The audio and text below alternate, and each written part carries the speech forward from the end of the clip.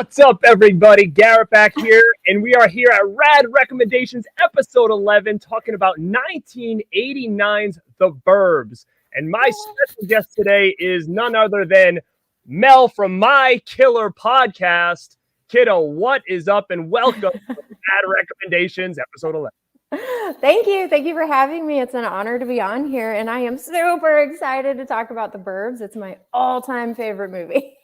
Oh my God. It literally all time. It is definitely one of my top 10, no doubt.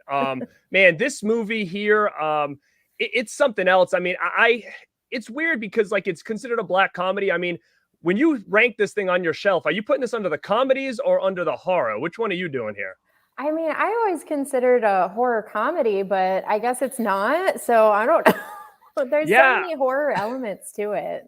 I totally agree. I always put this in my horror section. I look at it as a horror comedy. Maybe it has a little more comedy to it, but there is a lot of horror here, and there's also a lot of horror references in this. And man, I want to just check out the chat right now, see who's in here, say what's up, and let me know in the chat who is a fan of The Burbs, because I feel like this is a movie that people that know about it, I feel like it, but nobody talks about it enough. And that's what I want to kind of do here is I want to talk to somebody else who loves this just as much as I do and kind of get you guys to either check it out for the first time or go back and revisit it after we're done spoiling the hell out of it here tonight. So I'm going to jump through the chat really quick. I'll spend like 3 or so minutes here saying what's up to everybody in the house. Let's see what we got going on here. All right. We got some people hanging out. Quite a bunch of people already jumping in. I love it. Let me start at the very top here of the chats. All right. Gus, what is up, my man? Thank you for popping in. Thank you so much. Let me see what he says here. Totally excited for this live. I bought The Burbs last night during the Shout sale. Can't wait to watch it. So have you not seen it before, Gus? Let us know because we will spoil it pretty heavy here. Tim Talks Talkies. Howdy, everyone. Looking forward to the stream, man. I know you are a big fan of this too, so I'm glad you are here. Here we go. Hard work pays off, dreams come true. Bad times don't last, but bad guys do. Rest in peace to the legend, the bad guy, Reza Ramon, aka Scott Hall. Yeah, man, that was a hard hit for me. I don't know if you're a wrestling fan or ever were growing up, but what do you know about Scott Hall? I don't know much, but I watched wrestling back when it was the WWF and Roddy Piper. What the heck just happened here? Oh my goodness. That's good. All right. Don't know what happened to my light here, so I'll just go back up. All right. Great. Perfect. What the heck happened here? All right. So hold up. I'll let's get this going here. Damn, that sucks. What the heck just happened here? Hold on one moment. What the hell? All right, I'll try to fix that. But yeah, guys, yeah, Scott Hall. I mean, I'm a lifelong wrestling fan, so yeah, he went through his struggles, he went through his battles, but the last I knew, he had come clean, and I don't know if he was still clean or not. But man, it's unfortunate. But the only thing I can say about this is rest in peace, Scott Hall. But I think now that he passed the way he did, at least his career will be celebrated and not kind of shunned if he would have passed a different way, which he could have easily done back then. So, yeah, I mean, Scott Hall, rest in peace. Thanks, man, for bringing that up. Let me see who else we got in here. Jim Powers, got my sardines and pretzels ready. Let's do this, dude. Yeah, Jim. You know what's up, man. You know what's up. All right, we got Pops Movie Dungeon in here. Pops, what is up, man? Hey, How Pops. are you, brother? What we got here? Rockin' Piper. Kind of like Gravediggers, right? Yes. What is up? Hey, Roger. All right, jumping through. Pop says, going to be the end of the driveway. Yeah, like, who does that? Who brings... I've never seen that before. Someone just brings their trash down the driveway and beat it with a stick? No, I've never seen that. Who we got in here coming through? Holly Go Frightly, what is up? I know you're a big Burbs fan, Holly, so thank you for popping in. Hello. Anthony's Harmore, Sardine. Mika, hi everyone. How you doing, Mika? Hi, Mika. Welcome. Ken Mid-Level, what's up, brother? Hey, Dude, Kenny Levels. I don't even know how you did that stream last night, man. Like, I fell asleep, dude. I mean, you went through. Did you go through every movie from '84? Did you go through? How long was the stream? I fell asleep too. I turned my Oh phone my on in God. the morning and it was still on his channel. That is so funny. And he was putting him in his cart too. I told him, I said, he must have been spending his tax returns on the 84 movies last night. There you go. Oh my God. So yeah, everybody, I'm just trying to see anybody else who I haven't said hi to yet. But Dead Pit, y'all get it ready to get rad. I am, man. I might give Mel the bell here really quick and see if I can fix this light that just shut off here. So you want to take it? So how about this? Why don't you take a couple seconds and talk about your channel? How's that? Sure. All right, let's do it. If you guys don't know me, my name is Mel. I'm coming at you from My Killer Podcast. I have a YouTube channel. I'm also on Instagram, Letterboxd, TikTok, Twitter. I don't dabble too much with Twitter, but I have it. So, I mean, I might check it every once in a while, but I don't check it very often. I frequent my DMs in Instagram if you ever want to get a hold of me. Yeah, that's about it. The Burbs is one of my favorite movies, and I can't wait to get to talking about it and spitting out some of those one-liners. If you guys want to throw in the comments what your favorite one-liner of the movie is, that would be awesome. I'm going to see where he left off. Hey, Sean. I was going to start going through the chat. Okay, now you can take it. We are back in business, baby. Sort of. All right. Yeah, that was no good. All right, guys. Welcome back. Sorry about that. That was not good. All right. So, yeah, we're going to get into Burbs really quick, and I'll just kind of chime in to this. Marissa, what is up, kid? Welcome. That's my sister-in-law, Saudadine. Oh, yeah. Oh, yeah. Hello. Let me see what he got here. Mid-level says, I really do, Tim. Doesn't it have a Shout Factory release? I don't know what Tim said. I'm lost in the chat now. Yeah, so it does have a Shout Factory release, which we'll kind of go through as well. But Vinegar Syndrome halfway to Black Friday said one for tomorrow night. Yeah, so I'll be simulcasting at midnight with Dead Pit talking about Vinegar Syndrome and their flash sale they're going to be having next Thursday night. So I'll be doing that with them. But yeah, so this was a 1989 movie. Let's go through really quick memories here. So I actually remember seeing this in the theater. My parents brought me. I thought I saw my brother in the chat. Lame Genie, are you in here? Say what's up. Yeah, so I saw this in the theater with my parents. I can remember it pretty vividly. We actually went to a theater, kind of a small theater that used to be in right next to my town that's no longer there. But I remember seeing this movie right when it came out, and come to find out, it actually was #1 for that first weekend that it was out. And I thought for sure this thing kind of flopped, but it actually did way better when I looked at the numbers than I thought it did. Yeah, it actually did really well in the box office. It was the reviews later that it got slaughtered in. People gave it terrible reviews for some reason. And then it became a cult classic. Exactly. And that's kind of what exactly I think, is why I feel like it got lost, because the reviews were so bad. And I was actually pretty shocked at how bad they were, because I don't know, like, to me, it just kind of felt like it worked on all levels, Well, I thought so too, but I think people were just used to seeing Tom Hanks in a very particular kind of movie. So to see him in something like this was probably a little weird. Yeah, and I think that's what it was. And I thought this was, like, to me, I felt like Tom Hanks had done quite a bit of stuff until here, but reading in on it, he wasn't as well known at this time than he became afterwards. So, like, I thought he was a big name because, of course, as a kid, Big was something that I had watched quite a bit. So to me, Tom Hanks already felt, like a really big name at that time. Yeah, I think he was just coming off of, didn't he win an award for Big or something like that right before he made this movie? Oh, he could have. I think so. Sure. But what else was he in, like, besides this at that time? Like Splash, he was in Bachelor Party. Yeah. I saw that on the Money Pit. Oh yeah, Money Pit was probably before this then, huh? It had to have been. I think so. So, guys, The Burbs. Now, what's crazy about this as well is it was directed by Joe Dante, which, again, man, I love Joe Dante's work. Like, even things like Inner Space, like, I always kind of found really entertaining. Oh, I loved that one. I just like the way he does things. Like, The Howling to me is like that's probably my favorite vampire werewolf movie. Sorry, and Gremlins, of course. I mean, that's definitely one of the best.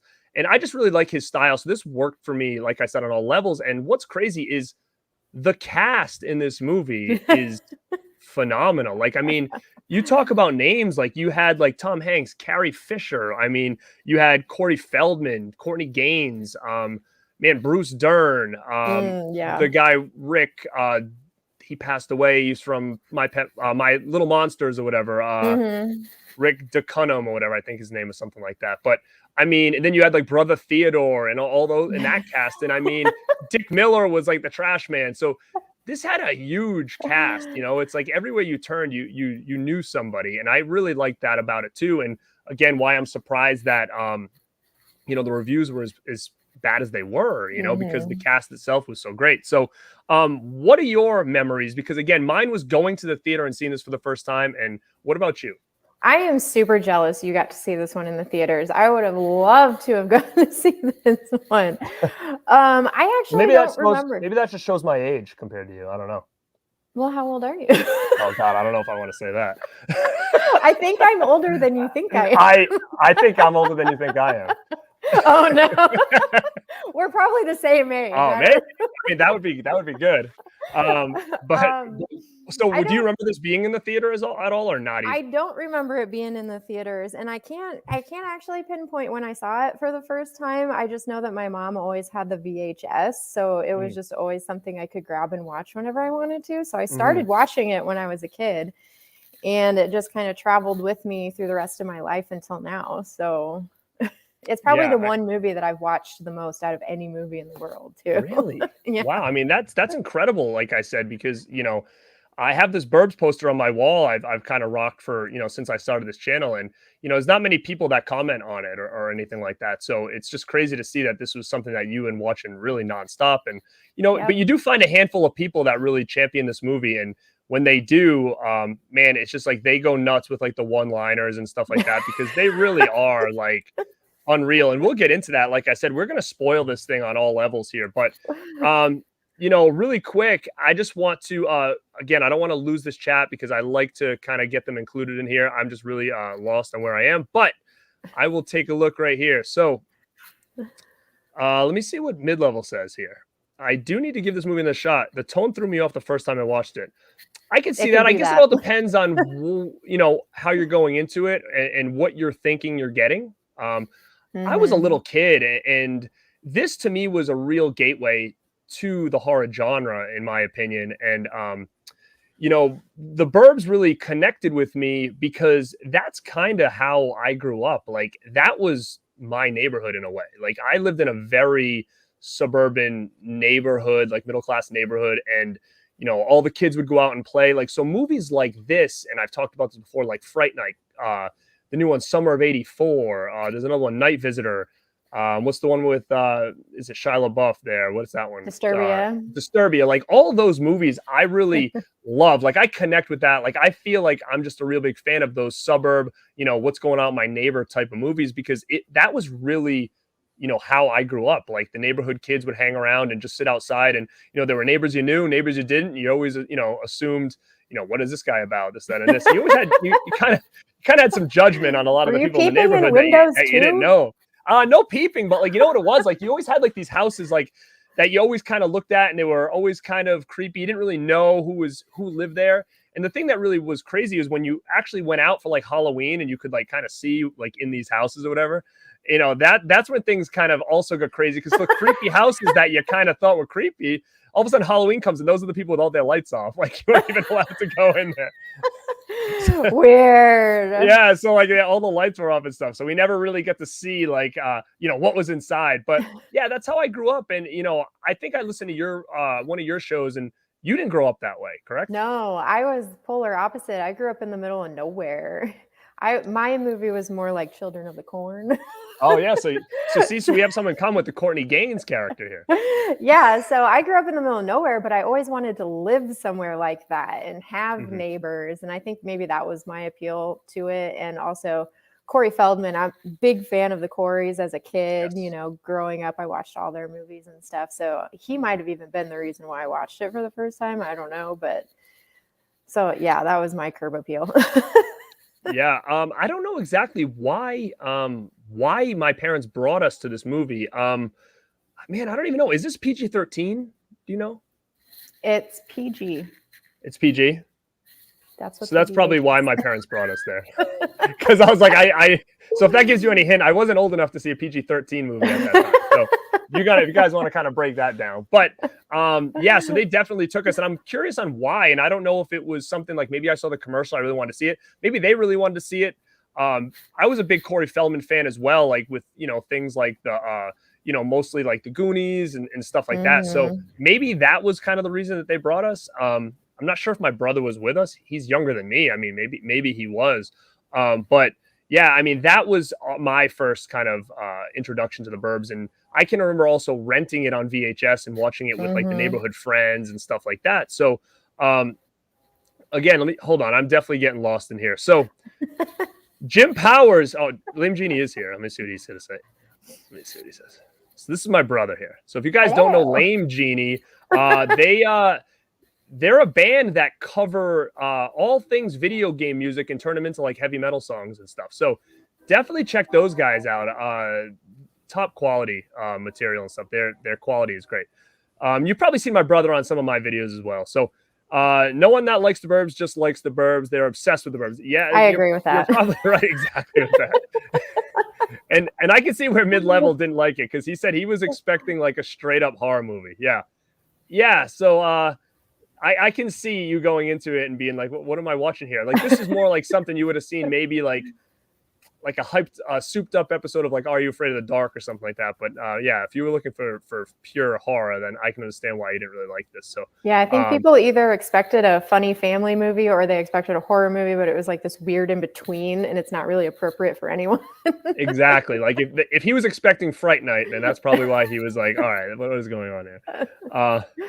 Actually, this is perfect, man. This is my brother again. He said it was like a movie version of Maniac Mansion. Now, Maniac Mansion, if anybody doesn't know, was a kind of like a horror game for Nintendo back in the day that we loved. And it's really in the same vein as something like this, where they go to this house because they think their girlfriend's kidnapped and there's like a bunch of weird people living there. And it's one of those games that I always felt like needed a movie adaptation, and sadly it never got one. And I know people in the comments are going to tell me that it had a show, but that doesn't count. That show was terrible.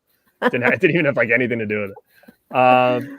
Burbs was marketed as a horror, and I think it confused the fans and critics when they went to see it. The trailer was a chainsaw going through the wall, really throws you off. True. All right, let me see what it says here. All right, so I think I'm catching up now. Let's see. All right. So again, let's start going through some of the movie here. I told you guys that we are going to kind of spoil this, because I'm hoping that you guys have seen it at this point. And if not, I mean, I think we can kind of win you over with just kind of spoiling this thing. But really, it kind of starts out in that suburban neighborhood at like the bottom of a cul-de-sac. You start to meet all the neighbors. Tom Hanks is married to Carrie Fisher. They've got a kid. You meet them. Seems to like he's on some kind of like work vacation. So him and his wife are kind of trying to figure out what to do. He just wants to hang around at home. To me, it seemed like a typical Saturday, in the suburbs, is just people mowing their lawns and this, that, and this. You meet Corey Feldman's character, who's, he's like that punk kid in the neighborhood, but he was pretty cool. I mean, this was late in his career, and I think this was like his last big role. And I guess he even said in an interview that he had a bigger role in this movie that was kind of slimmed down as the cuts started rolling in. But well, I think he heard he had a hard time making this one. He wasn't emotionally in a very good place, I guess. That's what I heard. But you know what's funny is I still feel like, at least in this movie, and I'm not sure which Feldman movie came after this, but I still feel like acting wise, he did really well. And then as you start to get into the later movies of Feldman, you see those acting skills like really decline. You really do. And I hate saying it, but like he still had it here. He had the look. He still, no matter what he was going through in his personal life, like I feel like he still had the skills that I feel like he always had at that point. I think he was just coming off of Dream a Little Dream too when he did this one. So that's Oh, why he maybe kind that's of why the still long has that hair. look. Yeah, where he's Yeah. wearing like a studded leather jacket in one of the scenes too, you know. So this was like right at his Michael Jackson-esque phase here as he was starting to Oh kind of get into yeah. that. And speaking of dreaming a little dream, did you get yours yet? Oh yeah, I saw a picture. You got Oh yours. yeah, I did. I I haven't did. watched it yet, but I got it right here. Boom. Anybody hasn't checked it out? Dream a Little Dream just came out on Blu-ray from Vestron here. So just got it. Haven't opened it yet, but I'm totally looking forward to checking that out again. It's been a That couple of years since I've seen it. slipcover though.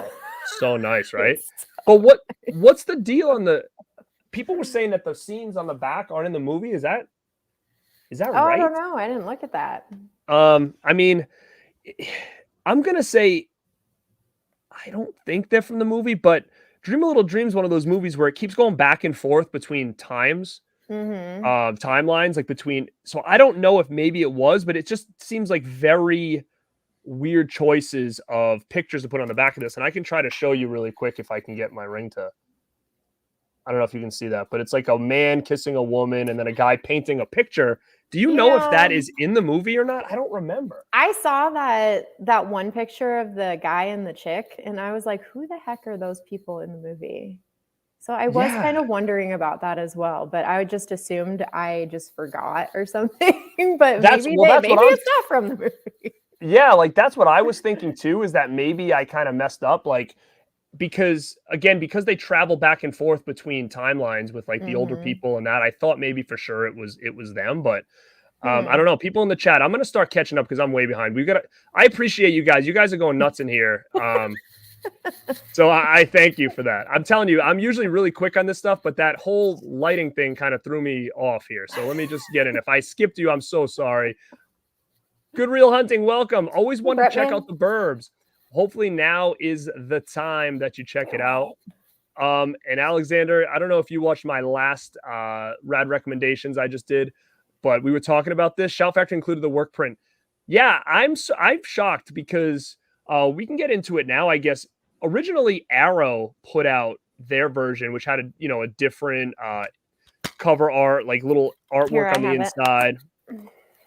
That's the alternate artwork. Yes. So I flipped mine because I hate that little thing on the spine, that little number on it. That thing irks me to no end.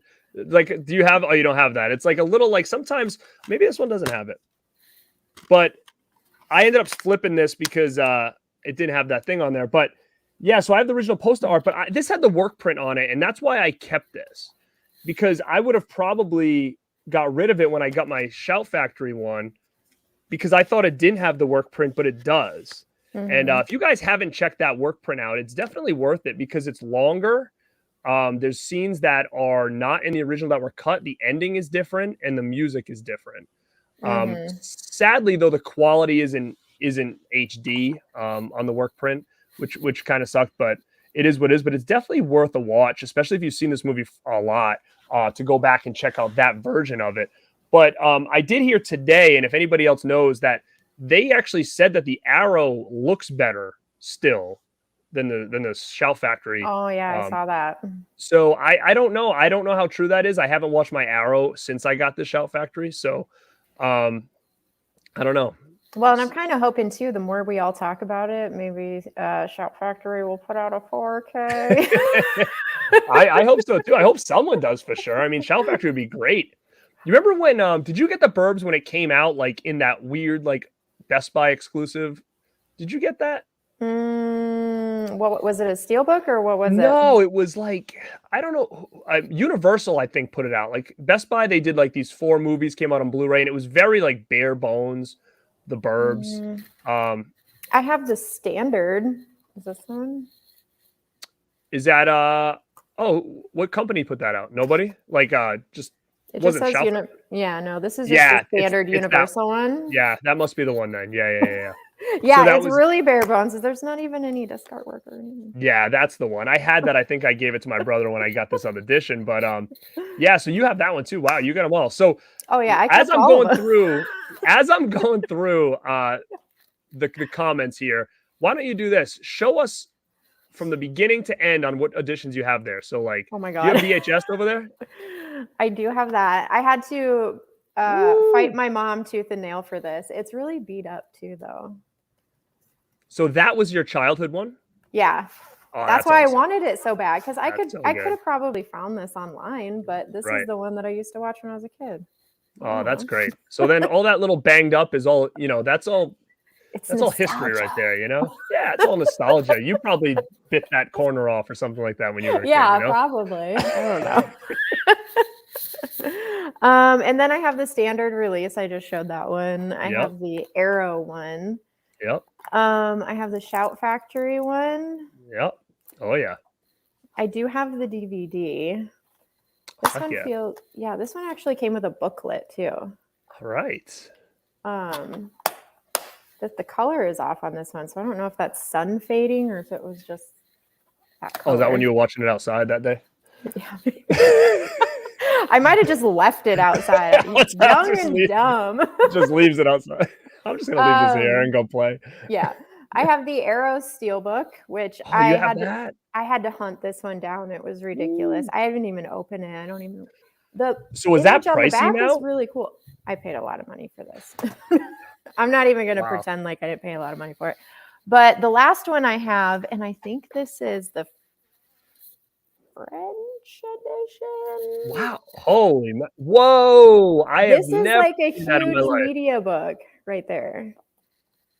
But it's all in like a foreign language. So I never opened it. But that is killer though. Yeah, but there's like a ton of discs in there too. But I can't read on the back like what all the It's a good display piece, all right? Yeah, I saw it on eBay and the price really wasn't that bad, but I was like, because probably nobody was buying it because it's a foreign edition. But I was like, I'll buy it, whatever. No, but it's heavy. Awesome. It's a huge book. Wow, I had never seen that before. And you got more? Well, I have Tim Talks Talkies gave me this. Oh, I got it too. Hell yeah. Wax Park. This thing is awesome. Yeah, that is cool. I mean, the music in this is killer. Such a good score in this movie. It's fantastic. So that's awesome, Tim. Hooked her up with that. Yeah, he hooked me you got quite a good collection here. I've got the DVD, I've got the Shout Factory and the Arrow still. And VHS was sold a long time ago. That other one that you showed me, I gave to my brother. But I don't know if you care about this. But see this? You have that slip there? Yep. Oh, of course I do. I know people sometimes get all excited. Like, no, slip. I need that. No, I do. There's one edition I don't have that I saw. It's like a German edition and it's a media book. And the artwork on it is awesome. It's like it has a white background and it has all their faces. And it's almost like purples and pink tones, That's killer. And I can't find it. Yeah, that's awesome. I mean, wow. I'm impressed. What a good Burbs collection. I brought the right person on here today. Well, this is the only movie in the world that I will buy all of the editions for. Or if it's a different movie, I'll buy the 4K and get rid of the Blu-ray, but I'll keep all my Burbs stuff. Dude, that is so killer. I love it. Daniel Cowell says, what's up? I watched this the other day. Ironically, I think the cast is a big part of why this movie is so great. Yeah, man. I mean, they did a fantastic job. I mean, man, Bruce Dern is just out of control in this movie. Sean Reed, what's up, man? So they keep to themselves. Can you blame them? They live next to other people who break into their house and burn it down when they're gone for the day. Thanks for coming in. Let's see. Miko, what do you got here? One of my favorite scenes is the sardine scene. Yeah, we're going to get into that too. You guys are killing it because you said, what's your favorite one-liners? Everybody's going nuts now. Hey, Mr. Rumfields, no tan lines this morning. Looks looking nice. Yeah. Well, it's because every line of this movie could be an epic one-liner. I did a rewatch of this the other day just in preparation for this, and I was like, that's a killer one-liner. Nope, that's a killer one-liner. Like, they were all good. Yeah, so good. What do we got here? Oh, Rock and Roger, I saw that one. Goodwill Media, just wanted to drop by and say what's up. Have a great stream. Hope you get to 1K subs soon. Yeah, gang, 1K subs. I'm about, 98 away or something like that. It's coming. It's coming. And when it comes, we'll do a movie room tour. So we'll get there soon. And if you haven't, go subscribe to My Killer Podcast as well. So go subscribe. Her link is down in the description. Go sub to her. If you like what I do, you're gonna love what she does. It's very similar in vein. Look, I mean, look at that backdrop right there. I was just asking her before we started, like, what is that? That's so killer. You don't want to know the ins and outs of that. Yeah, you don't want to know the ins and outs of that studio she's in right now. But it took me is a long killer time right to now. build this thing. She was building it. That long day. I think how many days did it take you to do that? It was the day you left the Burbs like out in the sun. I think. Yeah, when you were building at that. least 13. That's why it's so sun bleached. So you got JS top of the evening. I don't have this one yet. They have a sale on Shout right now. Yeah, go buy it right now. It's on there. The Burbs is on that sale. Right now, go buy it. Brian Goes Blue said he wasn't going to be on the stream tonight. He said he was working. Here he is. The Out release was supervised by Joe Dante, and it's a little brighter, more colorful as the Shout release was just newly scanned. Very good to know, man. He knows his stuff. So now I might pop that back in and check it out again. I know you're in there, old man. The dog just took the last dump on my lawn. I'm going to catch him and staple his ass shut. Oh, my God. You guys are killing it. Mel has 185 editions of the Burbs. I'm sure she has whatever you throw at her. I was shocked that she had all the editions. I'm jealous, but I'm excited that she did. Because it's always good to show that kind of stuff. I love seeing dedication to getting all the different versions. Yeah, I agree. Let me see. Everybody's talking about your editions now. You have all the editions of the movie. Laserdisc. That's another one that came out, but I guess I don't think either of us have that, right? Oh, no. Is there a Laserdisc? Is that something I have to go search for? Yeah, you're going to have to find that now. Hold on. Speaking of Laserdiscs, was Laserdiscs a part of your life at all or no? No. Neither me either. And I don't know I rolled in on VHS. Yeah, like honestly, like to me, like I was watching, I think it was Christian Hanna the other day. He was talking about his Laserdisc collection and said that like Laserdiscs were made from like the early 80s all the way to like 1999. And I'm like, man, like what? Really? Like they weren't around where I live. Like you had to be like a real diehard to have Laserdiscs. Like I didn't know anybody with them, and I never once saw them at any like stores or anything like that. So yeah, I've never seen a player. Like, what do you play them in? Yeah, they have like specific players, and I don't know. I heard him talking about it. I was like, wow. I was like, I wonder if wonder where people bought them back then, because I literally never saw them growing up at all. Yeah, me either. That's interesting. And Brian Goes Blue is jealous of your steelbook. Mid-level Ken. Some girls play with dolls in their front lawns. Mel played with different copies of the version. She's got like Tom Hanks. Like he's like Tom Hanks is like walking around like what I tell you in private, Kenny. God, that's funny. Mel, here we go. Your Burbs collection is ultimate goals. Yep, it sure is.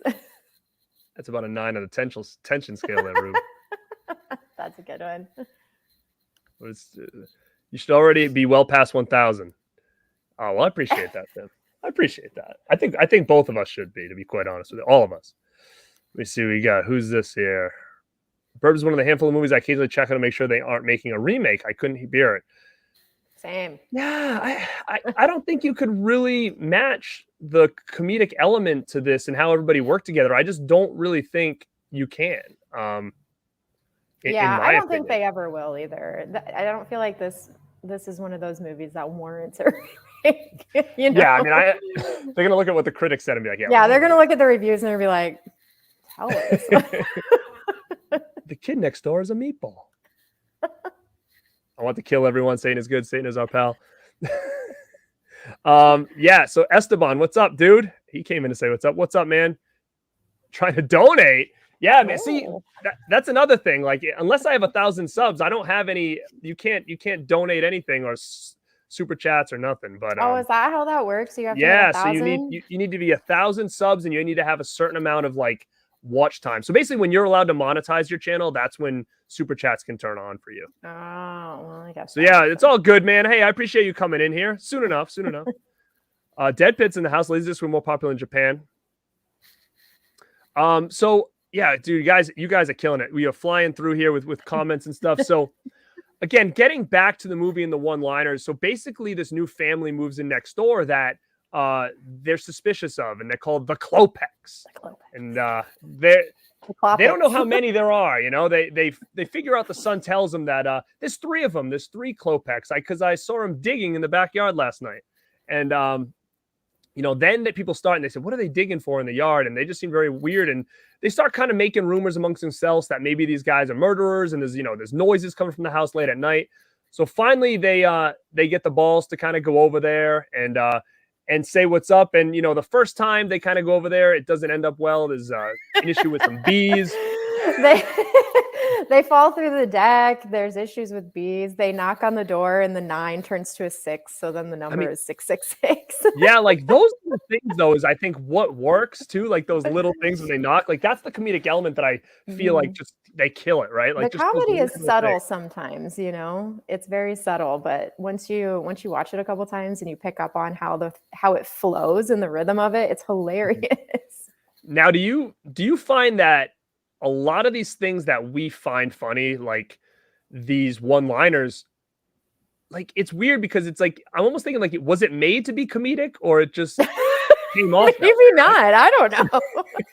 You know, like they're a victim of their time. It's hilarious now. I mean, you know, we'll kind of jump in, but finally, when they all get the gall to go over there and meet this family, you got, you know, Tom Hanks and Carrie Fisher, they're a couple. You've got Bruce Dern and his wife, who's played by Wendy Shaw? Is that her name? Wendy Shaw? Yeah, something like plays that. His wife, and then they go over like the 2 couples, and they say, you know what, we're gonna meet these people. And this to me, this whole scene of them going to meet them for the first time is like comedic gold from beginning to end. And you know, Mel, can you help us out here? So they go over for the first time and they say, you know what, we're going to go over and we're going to meet these people and we're going to give them a little gift. We're going to bring them a little snack to say hello, welcome to the neighborhood. What did they bring them, Mel?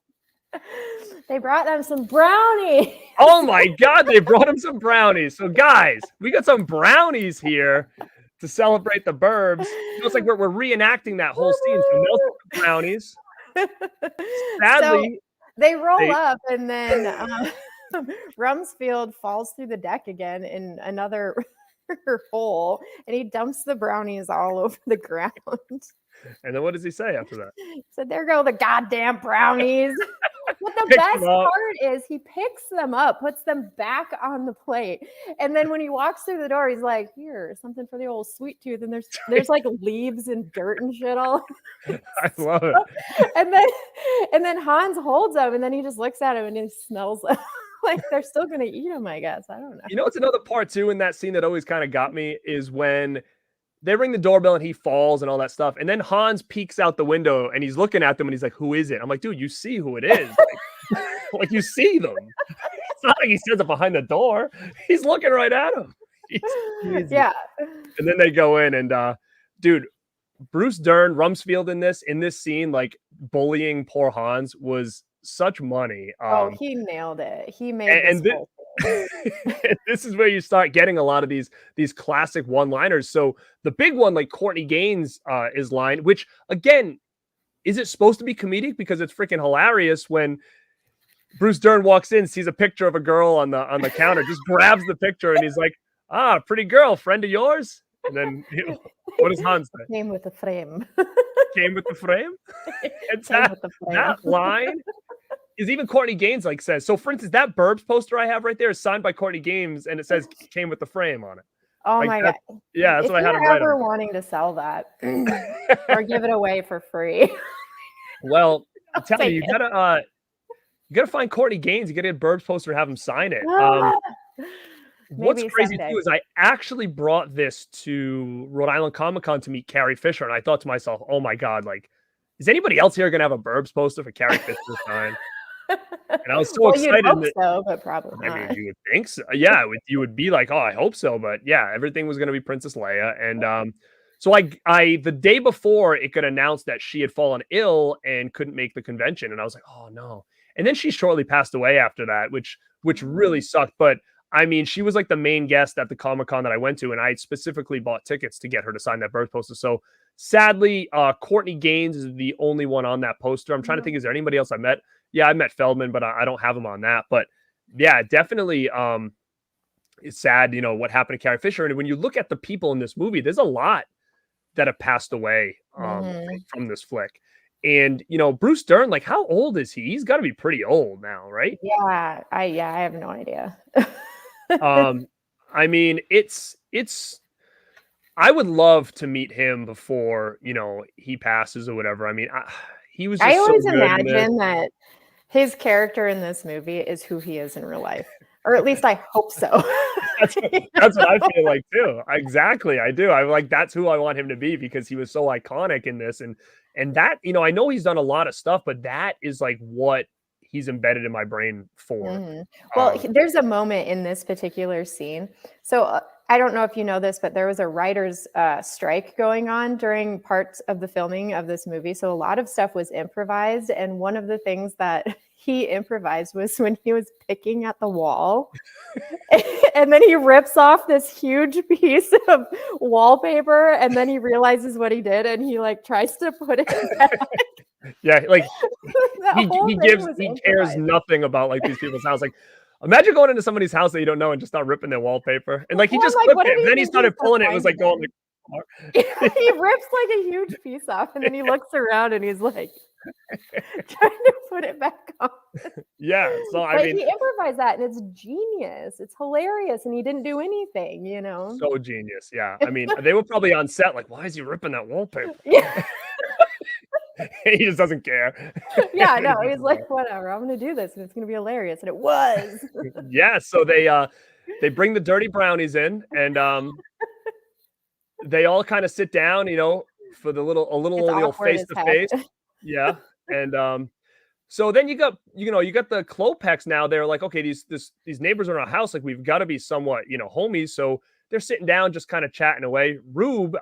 Uncle Reuben is pissed from the time they go in to the time they end, except for this one scene, which I want to kind of get into. But the Klopeks, they want to bring them like something nice, like some hors d'oeuvres or appetizers, to welcome them to their home, like or something, just regular food, or yeah, like I mean something something like, eat but all the time. I don't know. They're big into this dish. It's like a pretzel and a sardine like on it. And I've never seen that before. This is the first time I was like, wow, like what an elegant, meal to give somebody when they come in, like some fish he's got for them I've on like heard a of pretzel people and stuff. eating sardines out of the can before, but I've never heard of people like picking them out, putting them on a pretzel and eating them like a open face sandwich and handing them to their guests to try.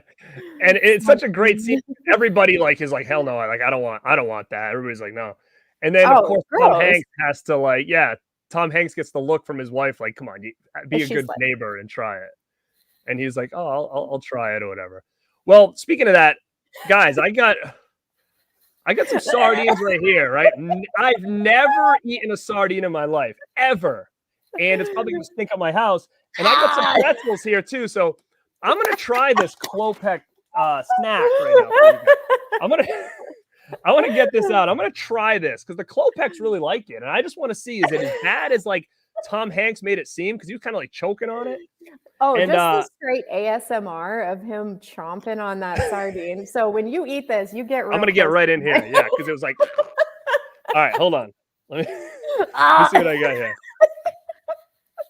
Oh, I'm dying. Really I'm dead over here. They really look like fish, dude. Yeah. Oh no. I hope you were prepared for that. I had no idea what this was. I'm gonna get close to it. Like when they take it out, it's like.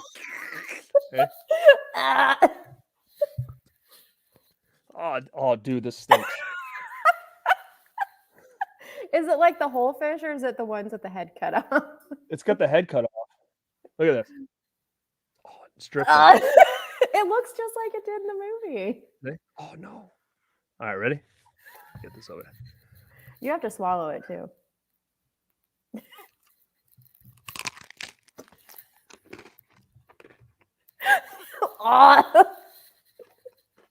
If you say it's not bad, I'm gonna die.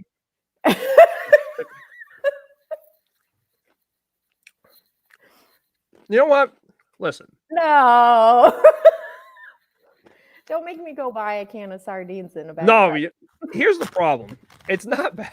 What the hell? Listen. It's not good. No way. I mean, it's weird. Like, it's like I'm dry now. You know, like it's like I'm already. Listen, the worst part about this is it stinks, dude. It smells so Yeah. bad. Like I smell like fish now. Like this whole room is like fish. That's the worst. It's like I dripped everywhere now. My notes have like fish juice all over them. I don't know. It says in here it's in oil, so I don't know, man.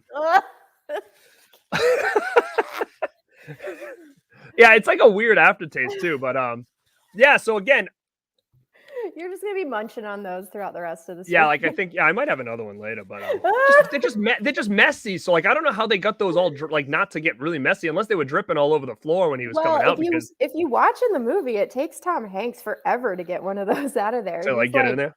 Yeah, trying to get it out forever, and it's like falling apart and stuff. All right, so anybody in the chat, have you had a sardine before? First time here. Yeah, Klopek creation for sure. Kind of feels.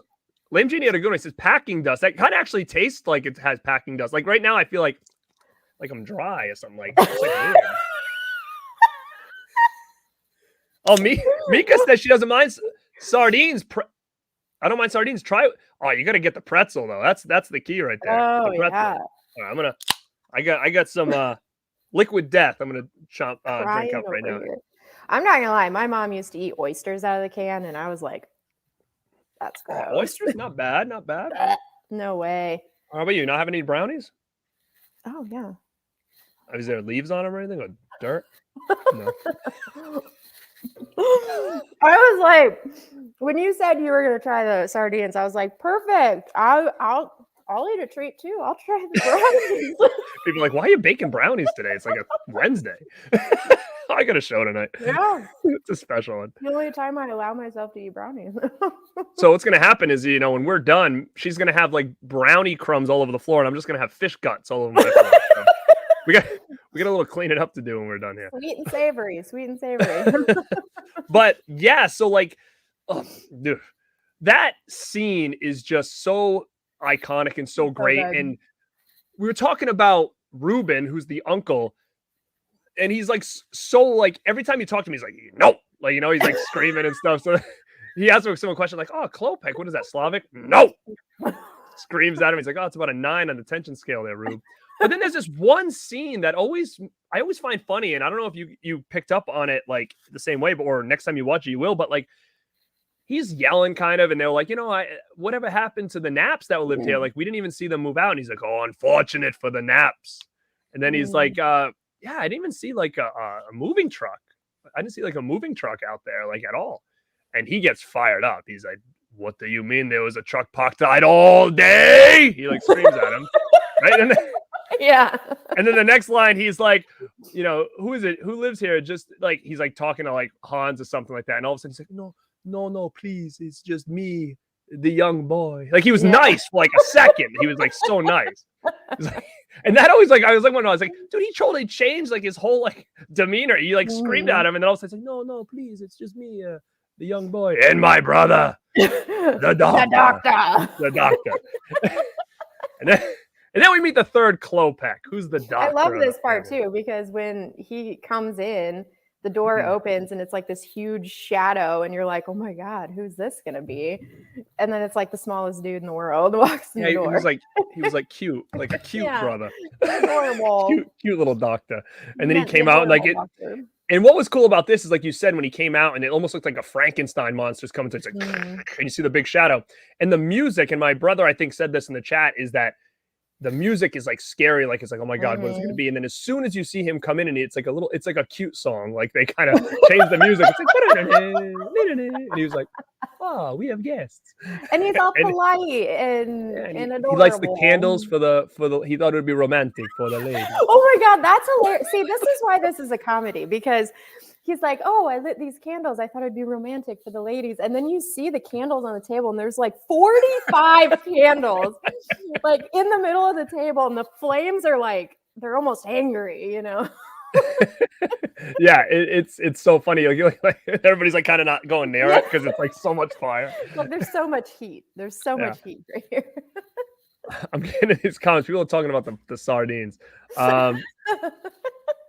Southern cinema in the house. I can't. Sardines are nasty. We throw up after eating it. Never again. Well, I hope this doesn't come out because that won't be good for business. Ben Grimm, sardine spicy pizza. Never had it. Yeah, I don't know. That's the thing. I'm having like home renovations right now, so like this place is a complete disaster. Like my kitchen's getting redone. Like I'm thinking in my head right now, like what am I gonna do with these? Like I have no trash or anything. Like, You got to eat them, and then you clean out that tin. Yeah, the house is gonna reek. Like what am I gonna do with these? It's a souvenir tin. Oh You gotta my keep God. it now. Put it with your Burbs coin. Calla wants to know if this is Fear Factor. No, it was pretty good. What does he say? Poor Mel has to eat brownies and got to see sardines. You know what that reminds me of? I saw this somewhere on. Oh, must have been like on the Dead Pit Facebook group or something. People were posting. This is off topic, but do you remember the CKY videos? They were like before Jackass became Jackass. I don't know if anybody in here followed that. They used to do pranks on each other. It was the same crew that did Jackass, and there was this one video I'll never forget. It was like this one little prank, and one of the guys went to the bathroom and he took crap, right? And he went up to his buddy that was sleeping and like smeared it all over his face and mouth, like while he was sleeping, right?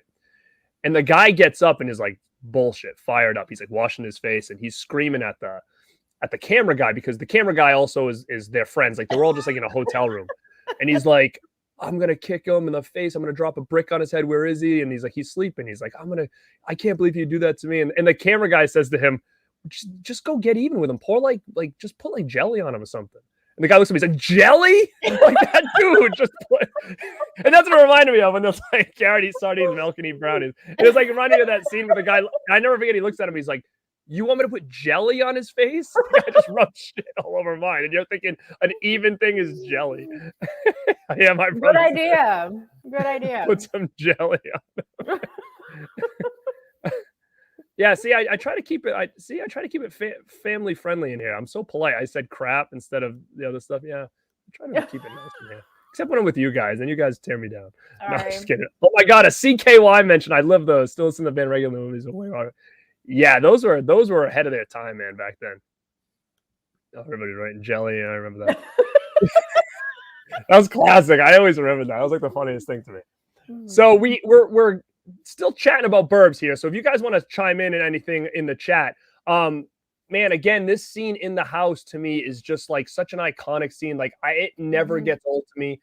And then they leave and basically they find a toupee from a neighbor that is gone missing in the Klopek's house. So at this point now they're like, okay, there's something big going on here and we got to get to the bottom of it. So now all these neighbors kind of gang up to figure out like, okay, how are we going to get in that house? How are we going to try to, prove that this family is not right?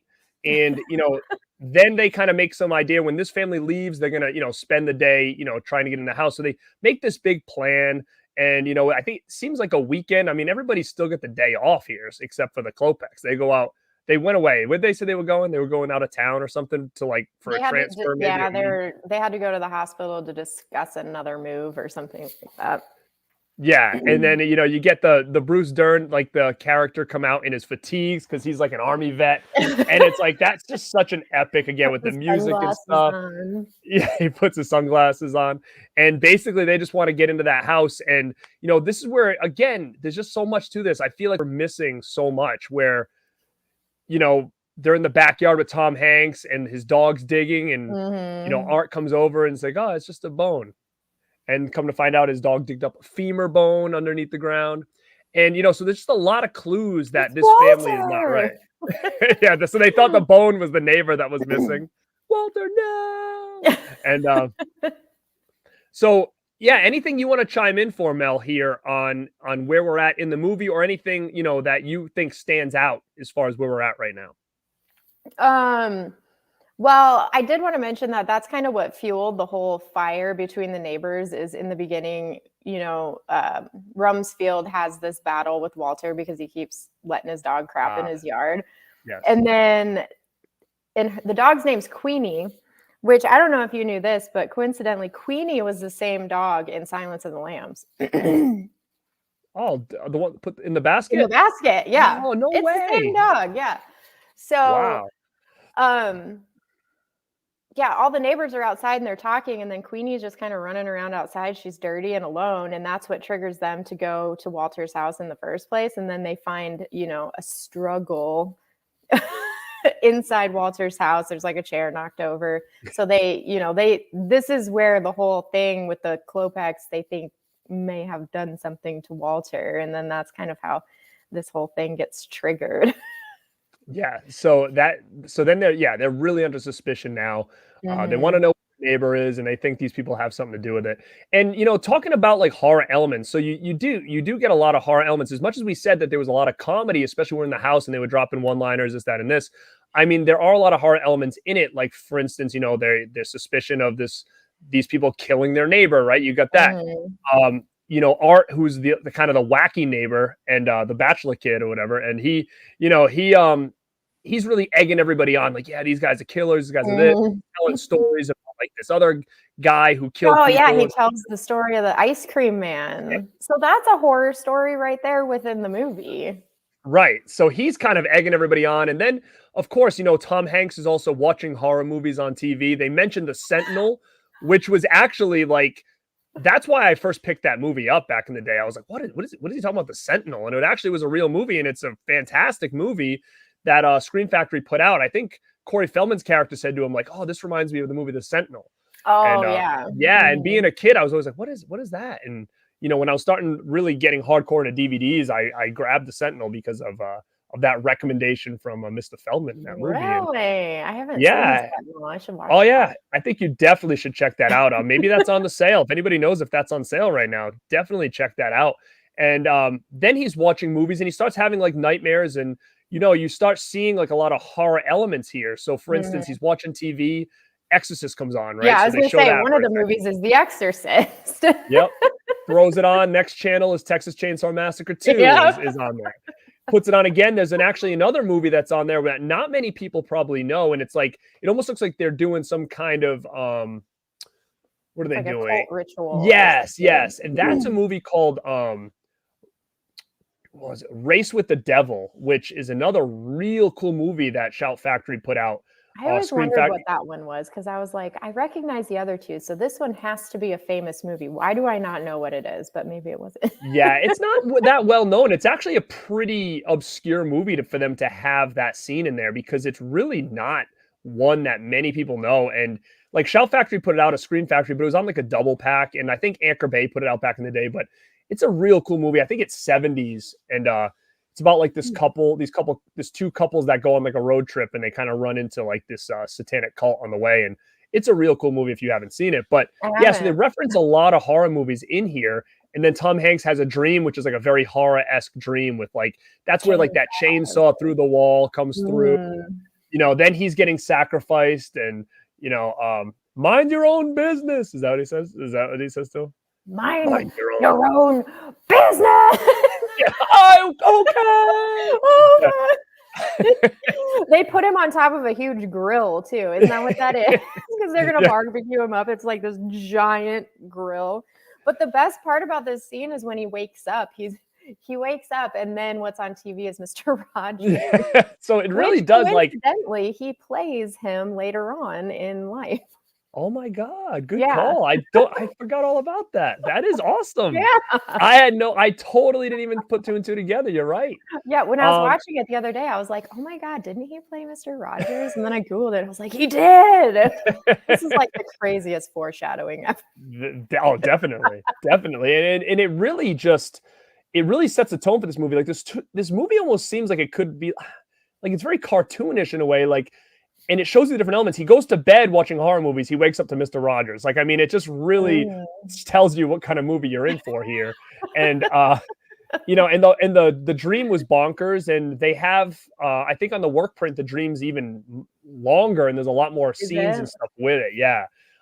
So which is pretty cool. So again, so basically, like they're at the house. They go away from the day, and, Corey Feldman's character has a party at his house to be like, hey, this is where the party is. Let's watch these guys break into this other neighbor's house. They're going to find like bodies and stuff in there. So Well, it's he funny has how all his he just buddies over. knew something was going on. He's like, "Oh, there's like rumblings in the neighborhood. I better have a party because there's going to be like a show or something." And what I like about it is how much Corey Feldman like loves his neighbors, right? I Like know he he's a loves teenage them. kid, and yeah, his neighbors are all adults, and he thinks they are like the coolest stuff. He's telling his friends like, "Oh, this guy over here is like a war vet. Like he's crazy. Like like Uh, he's bragging about Lagos." And all of his friends are just kind of like, "Can't we just do something else?" Like, no. Like this is where it's at. yeah, And because Rumfield, he goes up and he sits on the top of his house because he's going to be like the lookout, and Corey Feldman is next door, so he keeps talking to him the whole time. It's like, "Rumsfeld, what are you doing?" And he's like, "Mind your own business and paint your damn house." yeah. He drops the gun, slides down the thing. Oh yeah, okay. He's like, "Yo, Rumsfeld," and then he falls off of the house.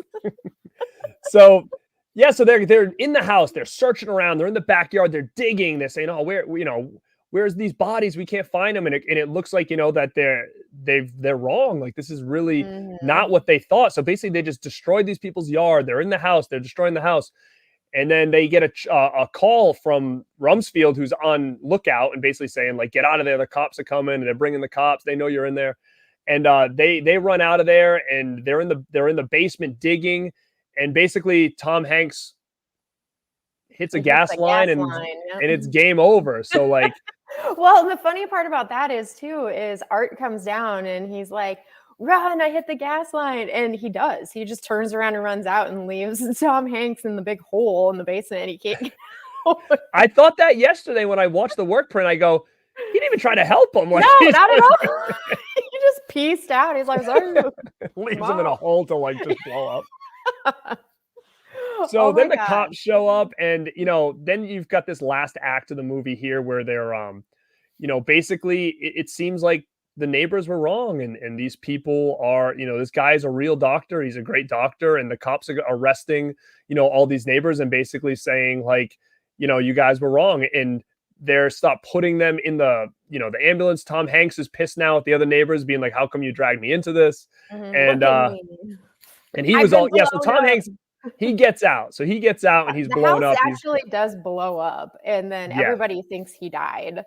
But when he walks out, I've seen this movie so many times. I notice the little things that most people don't notice watching it because I've seen it so many times. But when he walks out, like one of his eyes is huge, swollen, and he goes to the edge of the stairs, but he doesn't walk down them. He kind of just slides down. Oh yeah, he does, yeah. Because he's tattered and his clothes are all ripped, and he has like soot on his face and stuff, and he tries to walk down these stairs, and he just kind of like slide bounces down them. But he lived. He's alive. And now he's pissed. He's pissed that like he almost just blew up because everybody egged him on to kind of go into this house, and that these people were killers and stuff, and he's pissed now, and he starts screaming at Art, who's mainly his best buddy in the neighborhood kind of thing, but he's the troublemaker of the group. And he has this cool like little monologue that he says about living in the burbs, and basically how they're not the ones that are the problem, like it's us, like the people that are climbing over fences, breaking into houses, destroying people's property. Like we're the people that they should worry about, not the people that just want to keep to themselves. And it was kind of a real cool speech that he gave, and it really just almost kind of swerved this whole movie into be like, oh wow, like it was all a big mistake. And it kind of made a lot of sense in a way when you went that route, that like like the people that they try to warn you about are the people that like them who are actually doing the stuff, not just being assumed that they are a Which certain is way. creepy all on its own too, because it's like you think you're surrounded by all these normal people, but really like those normal people are trying to find out about you. Right. Exactly. And that's what I think really spun this on its head. And I was like, wow, it's kind of pretty genius way to go. But, after looking at the work print, that's kind of how they wanted it to go in a way. And there was a lot of rewrites in this. And originally, they wanted Tom Hanks to die here. And the studio was like, we can't have Tom Hanks die at the end. Yeah. That would have made this a completely different movie. I know. So they totally swapped have that it. First part of the movie and then kill him in the end. That would that makes no sense. So, and I don't know if we'll kind of get into what happens here. I'm not sure if they want him to die in the explosion or the next In the scene ambulance. where he goes into the ambulance and they're taking him to the hospital to get checked out. But someone posted in here, and this is a great, Jim Powers said it, is a great line here after he gives his speech and he's like, it's not them, it's us, we're the problem, da da da. And he's yelling at Art and he's like, and then Art says to him, what do you want me to say, Ray? Do you want me to move? And like that fires that up. flipped the switch for him. That triggered him big time. Do you want me to move? He says, like that's just gonna fix He it. just goes after it too. And the way he runs after him too, he's just like this, like to kill him. And he's like, take me to the hospital, and jumps into, you know, This part was improv as well. So when he jumped into the thing? Yeah, he does the whole take me to the hospital, I've been blown up, and he lays down on the gurney. And then the improv part was when he got up, grabbed the gurney, threw it in the ambulance, and then he got in there himself. See that? I mean, and it worked. Like, Yeah. And that's what's cool about this movie is these guys didn't care to like kind of push the limits because, like you said, I think a lot of these that were improv is what really made this thing work, and made it so funny. And again, we're skipping out a lot of stuff. We're just kind of going through like just the main parts. But again, guys, it's really just one of those movies that I think you just need to sit back. It's a movie that I find I could watch anytime, not be bored. And it's almost like what do they call those? Like a not a feel-good movie, but what's the term? Movie? Yeah, like I kind of find this a comfort movie for me. Same. Like I can sit back, throw that on, even if I'm like doing something. If I'm down here organizing, I can have it in the background and still, you know, laugh and all this stuff. And it's definitely one of those comfort movies for me that I really could watch any day, anytime, and be totally happy watching it, be in a great mood. And you know, as now Tom Hanks gets into the ambulance, you know, of course, the doctor that comes in to check on him on the ride to the hospital is the Dr. Klopek, is the one who's there. And, you know, Tom Hanks apologizes to him basically and says, hey, man, like I was wrong. Like, I'm so sorry I blew up your house. I'll pay for everything. Like, I'm so sorry this had happened. And this is where another swerve, you know, kind of takes place is that the doctor now says to him, like, what does he say? He says, you might have fooled everyone. Yeah, but you didn't fool me. And he's like, yeah. I didn't. And he's like, no, you didn't. And he's like holding this syringe. A huge one, like, yeah. Yeah. Okay. So he's holding this syringe in Tom Hanks' face, and he's like, you didn't fool me. But his hand is like going like this. And the needle is like this long, you know? Yeah, it's scary. I'm thinking to myself, what is he going to do with that thing? So what? And then what is it? Then it just basically was just like, so you saw one of my skulls, wouldn't you? Or something like that. So my skull. He's like, but surely you looked in the furnace. And then you're like, what the hell? No, they didn't. Why didn't they look in the furnace? And what's funny about this too is that when you back it up, you kind of like, you don't want to nitpick the movie, but you back it up and you're kind of like, so Tom Hanks is basically going to jail now. He's got all this stuff. And if he saw something, why wouldn't he have like said it? You know, like so Klopek's already like he's like throwing himself under the bus. Like you didn't fool. Why would he try to fool anybody? Guy's got like he's like in so much trouble. He would have been like, oh, found skulls. Well, he's a murderer, so maybe he just can't even help himself. I guess. You know? And then all of a sudden, yeah, he grabs Tom Hanks. He's got that syringe, and then Hans who's like Courtney Gaines looks back. He's the driver. He's driving the ambulance. Yeah, and there's a struggle in the back, and everybody's looking and being like, you know, what's going on in the ambulance here? And then they crash and the doors fly open and people see that, like, you know, the doctor's on top of him. Yeah. Oh, that's right. You know what it was? The work print was different. That's how it ended in the work print is that the doors flew open. Everybody saw him trying to stab him. They grabbed him. And that kind of was like the end. Like, oh, really? Yeah. Like it was the end. Like he got arrested and basically admitted to everything as they were handcuffing the doctor and stuff like that. He kind of admitted to everything. Yeah, in the movie, the doors open and the gurney flies out, and they kind of like ride it for a little bit while the doctor's like trying to stab him or whatever, and then they hit a car, and Tom Hanks gets up and grabs him and puts him against the car, and he's like, "Citizens arrest! Citizens arrest!" Yes, Jim Powers, the studio. Yeah, so he said it. They killed the death ending once Tom Hanks became popular. And you know what? It had a couple different endings. Like they did have the ending where the Klopeks were innocent and they went that route. They did have an ending in the work print where the doors open, they see him trying to kill him, they grab him, then he kind of confesses to everything. And then they did have an ending where the ambulance drives away and I think the that's it, right? speculation was Tom Hanks gets killed by the Klopex in the ambulance. That I think was the speculation on that ending. And then they had also like, could he a blown up ending possibly? And then the ending that we got, basically, like you said, with the citizen's arrest, and then all of a sudden, Corey Feldman looks in the trunk of the car. Yeah, because And they're like, you don't have any evidence. You don't have any right, proof. you do now. Yeah.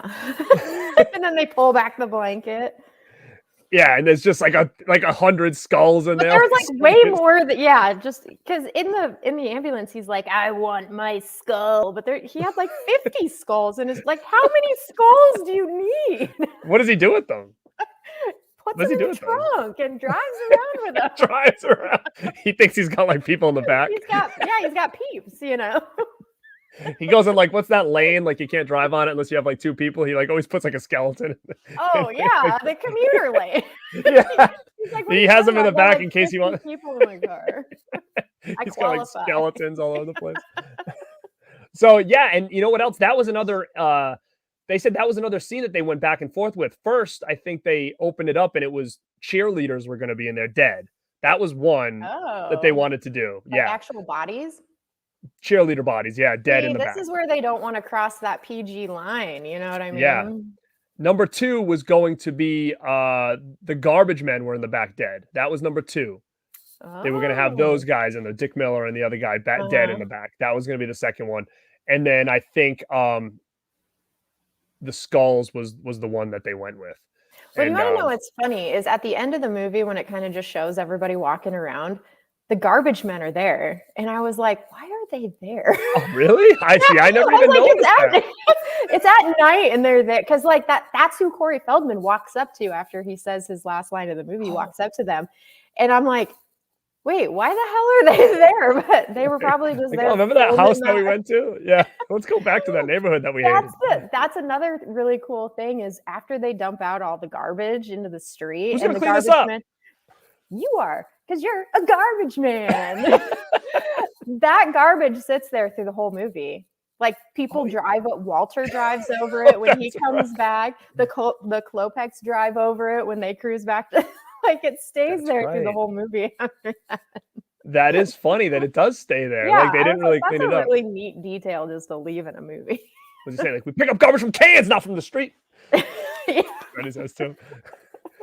So, but yeah, like that, and then you know, Corey Feldman kind of, you know, he well, before we get to the exact end, as Hans a kid, tries okay, to sneak away too. yes, so like that's what I want to get into right now, and I'll let you do the whole thing. But as a kid, right, so a lot of these things that I find funny now, as a kid, it kind of went over my head. I was really young when I saw this, but the one thing that my brother and I never forgot, and it made us laugh, and I can remember rewinding that tape so many times that because we got this scene because of what he said, and it's the one that you're going to talk about now. Is after that ambulance crash, Hans, who's Courtney Gaines, is trying to like escape, and he's like creeping away. Yeah, Rumsfeld, you know, is at the other side of the street and screams over at him. What does he say? He says, "Hey, Pinocchio, where are you going?" And then he runs over. But instead of doing like this epic, you know, battlefield tackle, he slips on a pile of dog crap. But it's like full circle though, you know. Over and they both fall over like by accident. But it was full circle. It's kind of like, well, if that dog didn't shit in the yard, then he would have never been able to kill that cool tackle, you know? Oh, right, exactly. And then he gets him in a chokehold, and then he's like talking about, you know, being in the army. Don't make a move, Sonny. Yeah, he has this like badass line or whatever after he just slipped on a pile of dog crap. I mean, that line to me was like everything. And it's still one of the funniest lines. And I think what makes it work so much is what the hell was Hans wearing? Like he really was dressed like Pinocchio. He really was. He had like the suspenders with like the little hat with like a feather. Like, why was he wearing that? All the other scenes, he has like a dirty wife beater on. Why has he got like a little it's suspenders? But yeah, every time I see that scene, I'm just like, what are you wearing? Why are you wearing that? It's hilarious. So the Pinocchio line was almost like so perfect because like it really did look like he had the Pinocchio up. I don't know if they did that on purpose or not, but it is hilarious. So to me, it always kind of worked because I was like, he is wearing like a Pinocchio suit. It wasn't just a random thing he called the guy. And Yeah, and this was honestly like I saw this before I saw Children of the Corn. So to me, Courtney Gaines was always Hans Klopek Mm. before he was anything else. And even when I saw Children of the Corn and everything else, I'm always like, oh, it's got Hans Klopek in it. Like to me, that's always been him. Like he's He was always so been creepy Hans in Klopek. Children of the Corn, though. Oh, he Dang. was. But I mean, he was creepy in this. I feel like to me, Mhm. he had such a weird look in this with like the weird looking like sideburns that were just like random hairs, like they weren't thick. It was like the thin, like I'm just starting to grow out my beard, like, and the fact that he was so pale and like skinny and he had like that bright red hair, like it just worked. Like he just looked dirty, like he looked Mhm. like and eating the sardines like I just did here, and Are you gonna eat and it was, another one? Are you getting hungry? I'll do another one. I'll do Ah! another one. I was I'll, just kidding. I'll do another one for the peeps.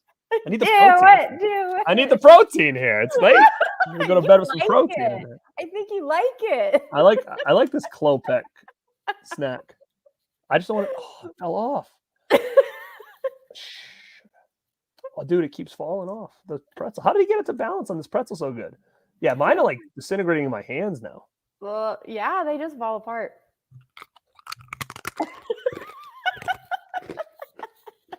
Sick. You Oh wash yeah, your hands after this. so salty. Well, maybe that's what makes them good, though. Yeah, so good. All right, we got. I got my brownies over here. Oh, see, now I'm like craving brownies. Burbs had the same problem as Dante's Explorers. Once Hanks and company met the creepy in the house, it becomes less interesting. And Explorers, once they go to the planet, same thing. I can see a comparison on that. Both movies I really enjoy, though. Great cast. Hollow Notes. He's going in for seconds. Yeah, again, it tastes better as you're chewing it than when it's done. It actually tastes awesome right now. It's like maybe like I when get you the wrong breathe out, you're like, yeah, like maybe I get the wrong kind. Like why is like these are in like a ton of oil. And I think that's that's all I taste is like I feel like I'm coated with like oil now. Can you I don't get know. them in water like tuna? I don't know. I just like I said, I'm not a connoisseur here with the sardines. I just grabbed it. I almost want to grab another can and have Courtney Gaines sign them. Would this smell over time if I kept it forever? You could probably You could probably keep it forever. It'd probably still be good in about a million years. The original version where Ray reveals that he was fired from his job and wanted to staycation. Yeah, so that's another thing in the work print is that Ray was fired from his Oh. job and that's why he was home and he was trying to hide it from his wife. So that was really the underlining thing there. That would have almost made more sense with the tension between him and his wife the whole time. You know what I mean? Because like in the movie, they play it off like she's just worried that he's not gonna get a restful vacation. Right. And and then that's really because like he's trying to figure out how to tell her because he's just super stressed out about losing his job, which Mhm. again, I think if they would have kept that, it really wouldn't have changed much of the movie. No, I don't think so. Do you want to But know what's I mean, really funny though? Is that yeah. kid that they cast to be his kid in the movie looks Mhm. almost exactly like him. It's Now, so weird. who was he in? I think was he in anything else? Because he does look really familiar, and I could be wrong. And if anybody in the I chat don't knows, know. I didn't actually look him up just because he's not actually in the movie for very long, but I did read something about how Tom Hanks didn't want to have a son in this movie because this was the first movie that he would have had a son in, and he didn't want that to change how people portrayed him or I read something that like too. that. That they didn't want him to be a family man because in all of his movies he was kind of like that bachelor guy or whatever, and I Yeah. thought maybe it would throw him off if he became more of like a family man in this. Yeah, I Okay. read that too. So is it Corey Danziger? Oh, that was his name, Corey. He was in Beethoven. Who's the boss? Knights of the Kitchen Table. Beauty and the Beast. So was he more shows? He was in some stuff, but it looks like a lot of TV. Now, here's another question. Are you on like IMDb for the movie or something? Yeah. What is Rumsfeld's wife? Is she known for anything else? Let me look.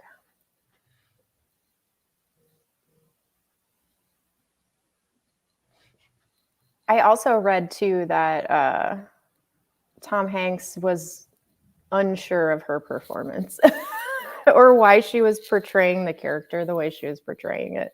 It was Wow, she's interesting. in a lot of stuff. Really? Like I might know her from something and not even realize it's her. She's in, it looks like a lot of TV stuff though. Happy Days, Fantasy Island.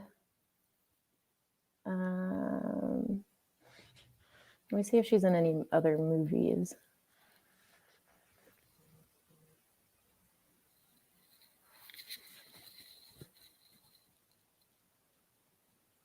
Yeah, not really seeing any. Small Soldiers. Small Soldier. That was cartoon, so that was probably a voice acting. Mm-hmm. Anthony's Horror says you can do a recommendation for the Cable Guy next. Love that movie. Yeah, Cable Guy's a good movie, man. For sure. That would be definitely on the radar for something that I want to do. And again, I think talking to you, like we like so much stuff. Like I'd love to try to figure out something else to do because like I just feel like we have very similar tastes in yeah, I think what we do. Like. And do you want to know what's also funny? What? Are you wearing a Burbs shirt? Look at this. Okay, so you're wearing my favorite movie, and I'm wearing your. Hell, look at that, Kim Capello over there. Do you like that? I love it. I've worn this shirt in like 3 videos now, but I had to wear it tonight because I knew this was your favorite movie. Oh, see that? Look at that. You came prepared. I love it. I did. And yeah, I mean, dude, that's a killer shirt. Tim Capello. I saw him in concert, all oiled up and stuff. Met him a couple times. What does he do in shows like that? Yeah, he does.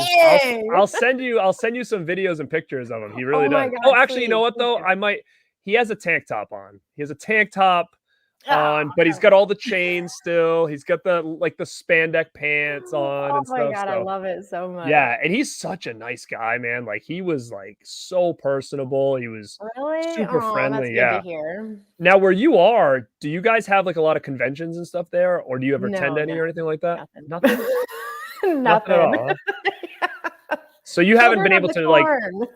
That's right. So you have Children of the Corn like meetups or anything over there? Oh yeah, all the time. So no, nothing, huh? Come on, I feel like they're everywhere. No, I mean, I could travel probably, but. Dude, I'm so bad. Like, what's like a big city closest to you? This is another funny thing. So in the beginning of this movie, when it shows the world and then it starts zooming in to go to the suburbs that they're in. So it zooms in to Des Moines, Iowa, right? Oh, really? So that's the biggest city that I'm closest to is Des Moines, Iowa. But if you look at some of the license plates in the movie, it says Illinois for some reason.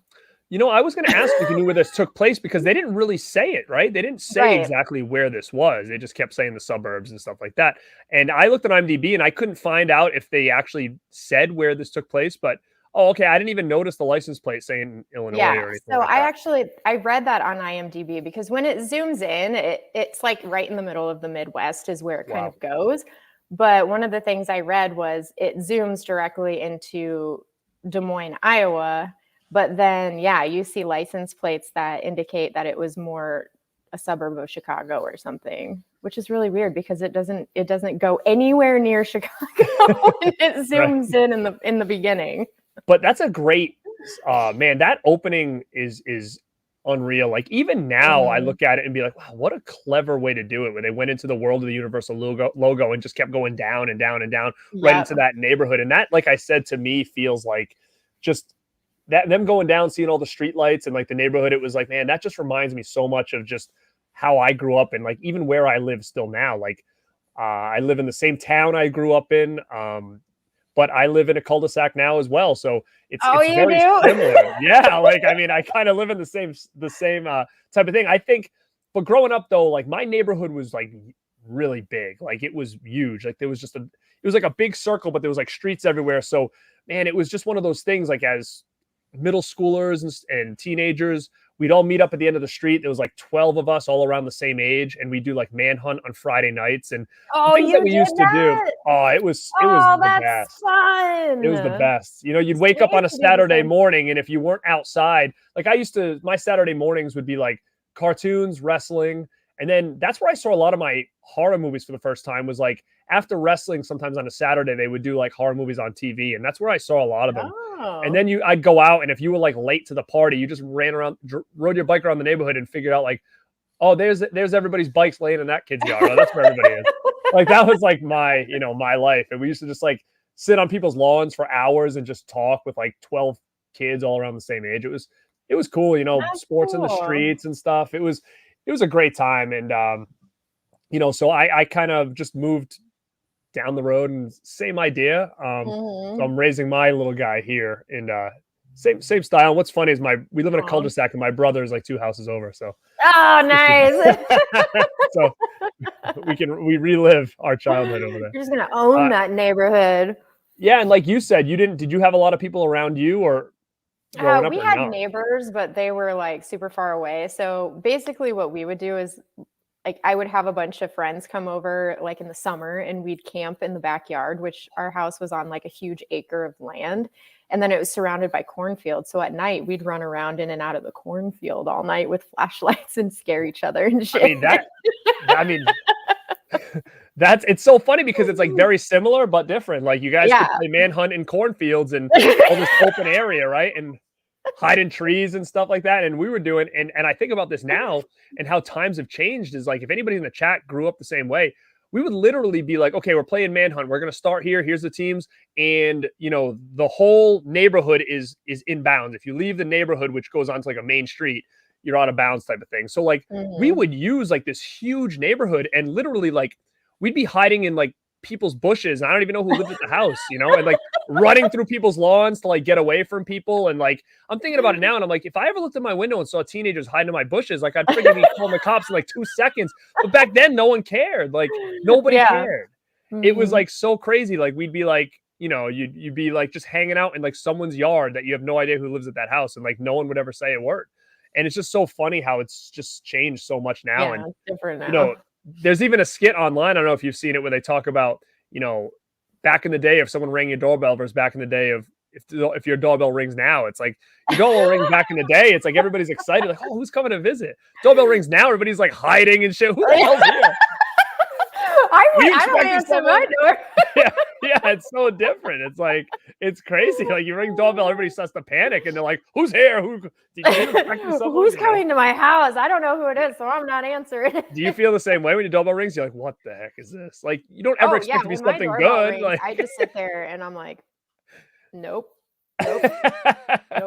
Back then, it was almost like, oh, who came to visit me? It's so funny how things have changed. I mean, and I don't know if it's cell phones thinking like, dude, if anybody's gonna come by, I would have got a text first, and like, that's probably my way, it. right? Yeah. But back then, and you won't let your kids run around the neighborhood now either, No, that's the same thing. I mean, a part of me feels like I want him to experience the same thing, but it's like, it would be hard to let him do that, Let me see who.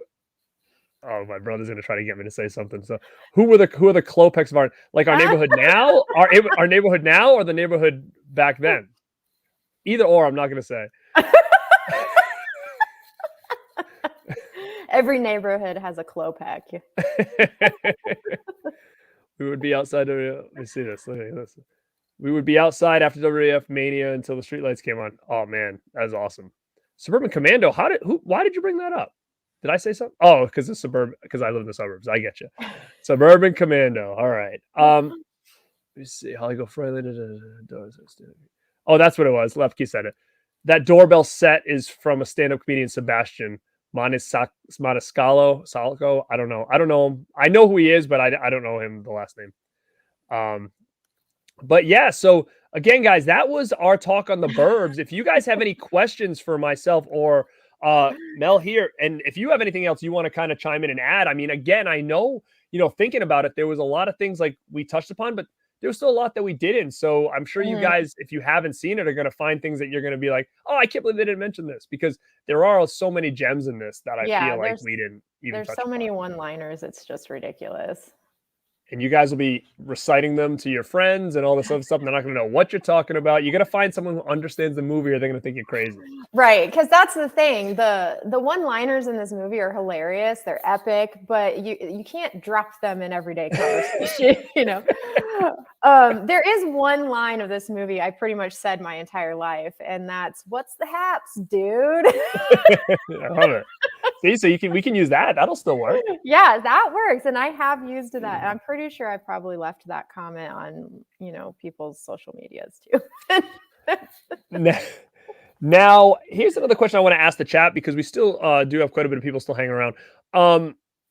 Like I said, I'm really big into these type of movies, such as, like I said, anything that takes place in like a neighborhood where they're trying to figure things out with their neighbors. Does anybody else know any other movies like this that maybe I haven't mentioned? We talked about Suburbia and Fright Night, and there's a movie Night Visitor, which I talk about on another Rad Recommendations episode that I think you guys should really check out. It's a very lesser known horror movie, but it does have a Blu-ray. I recommend checking it out. Very in the vein of Fright Night. And I really like that new one, Summer of '84. Did you get that too as well, right, Mel? I did get that, and I'm glad I like did. That one? It was a really nice release, and the movie was actually pretty good. It was like somebody said, I can't remember what they said about it, but yeah, it was like I expected it to be kind of more like the other ones, like dark but lighthearted, but it actually took it to a really dark place at the end, and I was not expecting that. But I think that's what I liked about it, is because it didn't run in the same vein as the other ones, So I liked it quite a bit. Yeah, it felt very it just didn't feel like a movie that would come out now, and that's what I kind of appreciated about it, is that it just didn't seem modern. It seemed like something that would have came out years and years ago. Another thing kind of like this I really enjoyed was I was a big fan of Are You Afraid of the Dark growing up. That was another one of my gateways into horror, that show. And they had like a episode called The Nightly Neighbors, which is very similar, where they think their neighbors are vampires. It was always kind of, along the same lines, which I was always a big fan of, for sure. But I didn't watch that, but I grew up watching Tales from the Crypt. Oh, I love that one too. Now, did you watch Tales from the Crypt? And we just talked about this on one episode, is that I didn't watch Tales from the Crypt until it hit, like, I think it was Fox in the 90s, because I never had HBO, and I know that's where it started. So did you watch it back on HBO? I don't know what I watched it on, because it was one of those situations where, like, we lived out in the middle of nowhere. So we had this giant thing in our yard that you would point it was a satellite. It was a giant satellite, like the size of your freaking car, in our yard, and you would point it different ways to pick up signals to different channels. That's a real thing. You had that. Yeah, it was huge. Awesome. It was like the size of your car, and it was in my backyard. And then you had like this box, you would turn little dials on, and then once you could like buzz into a channel, you watched it. So I watched Tales from the Crypt, and it was on way at night. So like right when we were hunkering down to go to sleep, it would be on, and we just watch a couple episodes and then we go to bed. Now, did you have to actually go outside to do this, or no? I think you could turn it via the dials on the box inside the house, because you would turn that and then it would go through the stations, and then it'd be like white fuzz, white fuzz, white fuzz, and then it'd kind of scramble into a TV station. Oh my God. I mean, you know what? Though, I'm going to leave this stream like the weirdest person alive. Listen, like, I don't know how everybody else is in here, but that's so fascinating to me, because honestly, like, I don't know if my brother feels the same way, but like that to me is so foreign, right? Like I live in such a bubble. Like I only know here. Like I went to New York City for the first time when I was like in my 20s, and I thought I was in like Back to the Future Part 2. Like I had never seen anything like that before.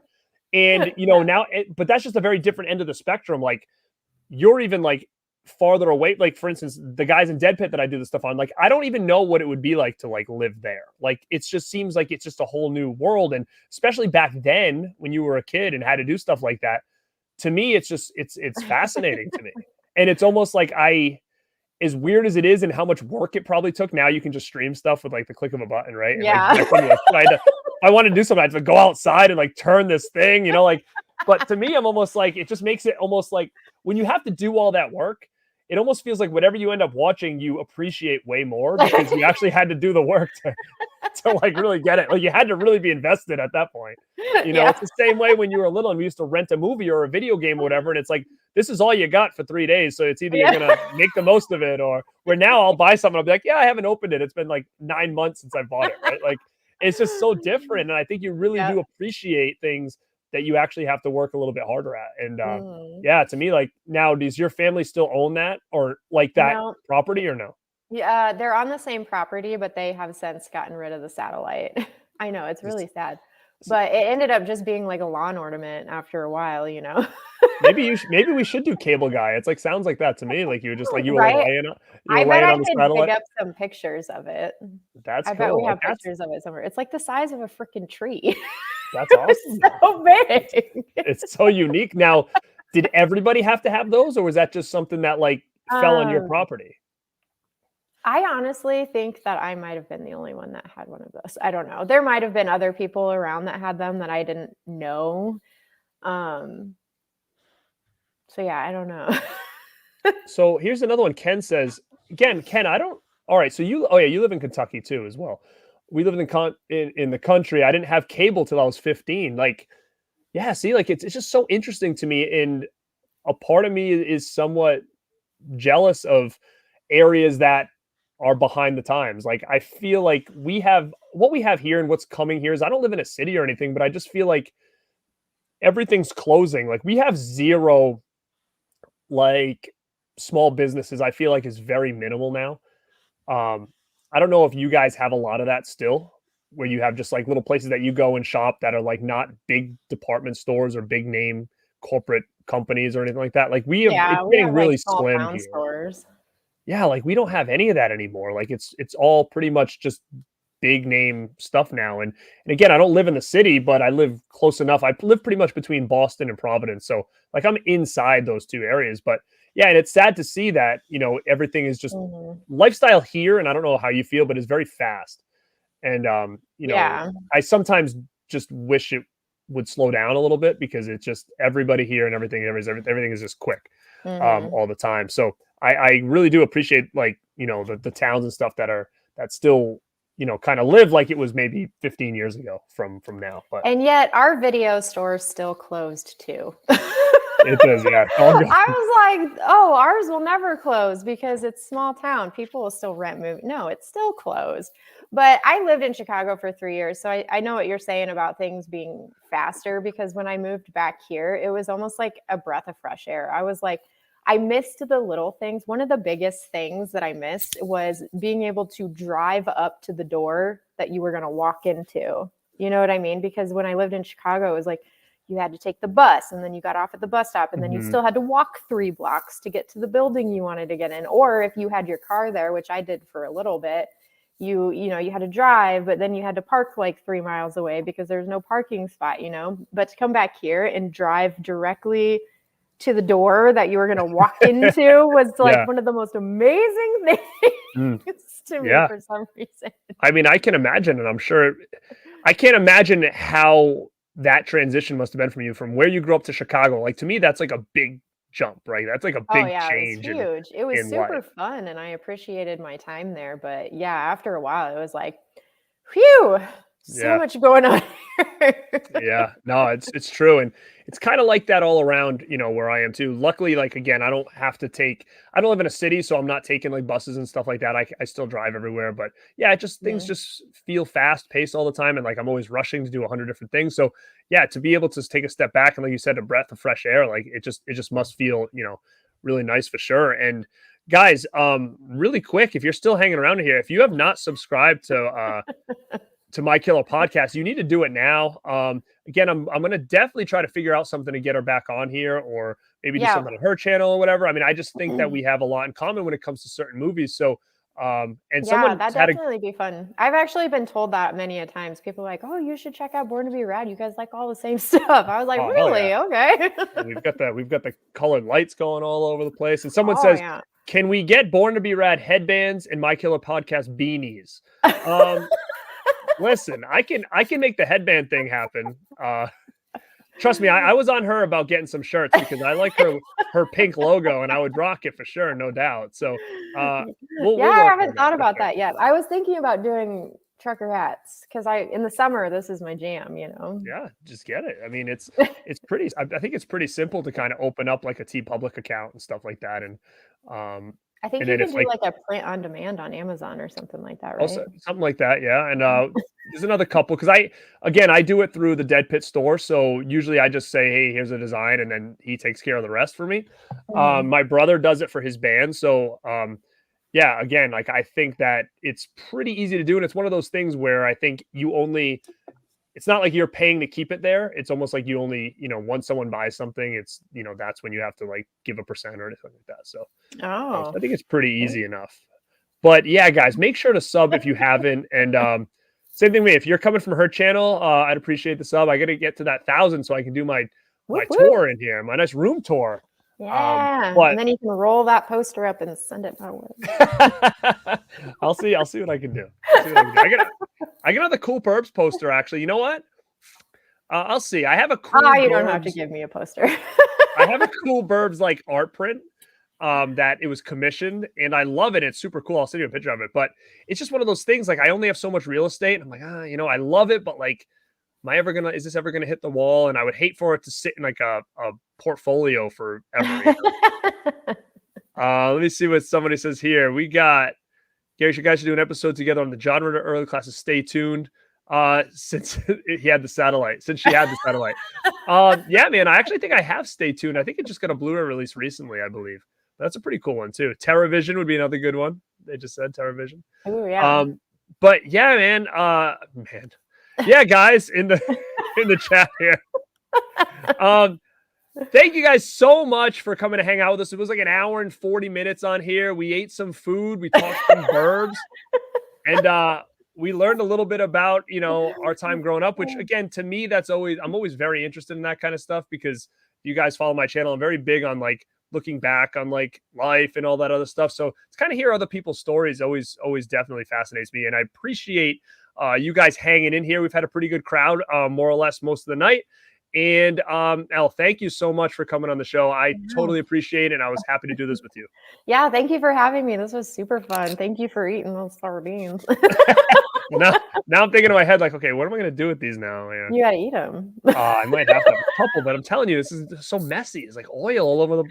Like you should see my computer right now. I have like one of those like mouse, like the finger things. It's like all it is just oil streaks. All over you should have brought it next time. Bring a spoon. I know. I wasn't sure what I was getting myself into, but yeah, guys. Listen, this is Garrett from Born to Be Rad, and like always, stay rad.